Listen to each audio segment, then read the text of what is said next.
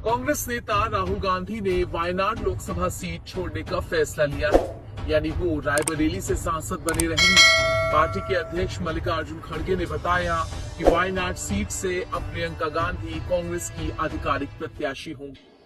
वायनाड से खाली सीट पे प्रियंका जी लड़ना चाहिए और इसीलिए हम पार्टी के ओर से और मेरे ओर से उनको धन्यवाद देता हूं।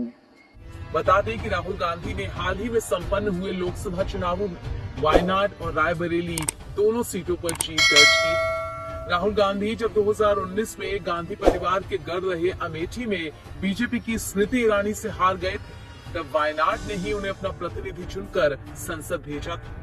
फिर राहुल ने मुश्किल की घड़ी में अपना साथ देने वाले वायनाड को छोड़कर रायबरेली क्यों चुना और अब प्रियंका गांधी को उपचुनाव के लिए वायनाड क्यों दिया जा रहा है, ये बड़ा सवाल है। दरअसल ये निर्णय कांग्रेस की दूर की रणनीति के संकेत देता है। 2024 के लोकसभा चुनाव नतीजों से जोश में आई कांग्रेस अब आक्रामक रुख अपना रही है।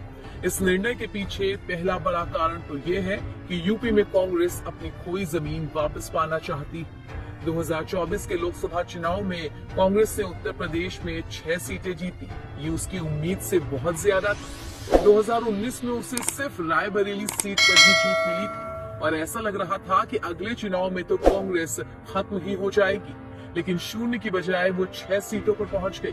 वहीं इंडिया ब्लॉक ने यूपी में 43 सीटें जीती, इनमें से 37 समाजवादी पार्टी की थी। ये एनडीए के लिए एक बड़ा झटका था। 2019 की बात की जाए तो एनडीए ने 80 लोकसभा सीटों में से यूपी की 62 सीटें जीती थी, एक बड़े मार्जिन से विपक्ष को लीड दे दी थी। लेकिन 2024 के चुनाव में एनडीए सिर्फ 36 सीटों पर ही सिमट गया, जिसमें से बीजेपी को सिर्फ 33 सीटें मिली। ऐसे में कांग्रेस जोश में है। अगर वोट शेयरिंग की बात करें तो सबसे बड़ी हार मायावती के नेतृत्व को मिली। बहुजन समाज पार्टी का वोट शेयर 19 से घटकर 9 हो गया। ये वोट मुख्य रूप से समाजवादी पार्टी के साथ साथ कांग्रेस के भी पाले में चला गया। अगर समाजवादी पार्टी ने बसपा के वोट शेयर का 6 से 7% हिस्सा हासिल कर लिया तो कांग्रेस को भी बसपा के वोट शेयर में से 2 से 3% का फायदा हुआ।